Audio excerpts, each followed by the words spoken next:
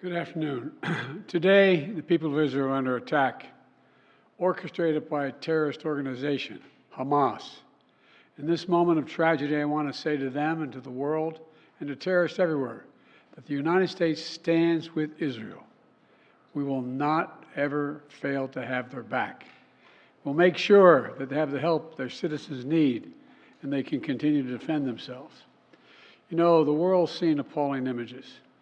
Thousands of rockets in a space of hours raining down on Israeli cities. When I got up this morning and started this at 7:30, 8 o'clock, my calls. Hamas terrorists crossing in Israel, killing not only Israeli soldiers, but Israeli civilians. In the street, in their homes, innocent people murdered, wounded, entire families taken hostage by Hamas. Just days after Israel marked the holiest of days in the Jewish calendar.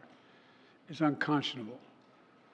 You know, when I spoke with Prime Minister Netanyahu this morning, I told him the United States stands with the people of Israel in the face of these terrorist assaults. Israel has the right to defend itself and its people, full stop. There's never justification for terrorist attacks. And my administration's support for Israel's security is rock solid and unwavering. Let me say this as clearly as I can. This is not a moment for any party hostile to Israel to exploit these attacks to seek advantage. The world is watching. I've also been in contact with the King of Jordan, spoken with members of Congress, directed my national security team to engage with their Israeli counterparts, military to military, intelligence to intelligence, diplomat to diplomat, to make sure Israel has what it needs.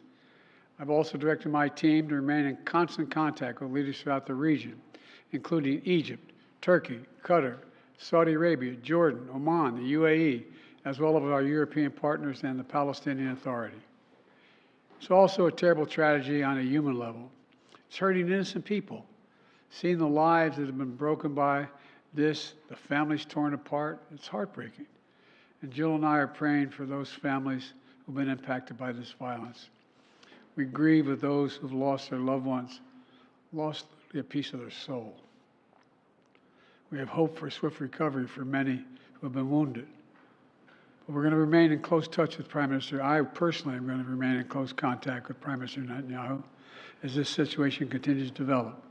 And let there be no mistake, the United States stands with the state of Israel, just as we have from the moment the United States became the first nation to recognize Israel 11 minutes after its founding 75 years ago.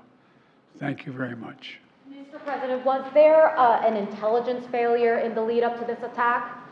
Mr. President, can you tell us what Phoebe asked you specifically for support?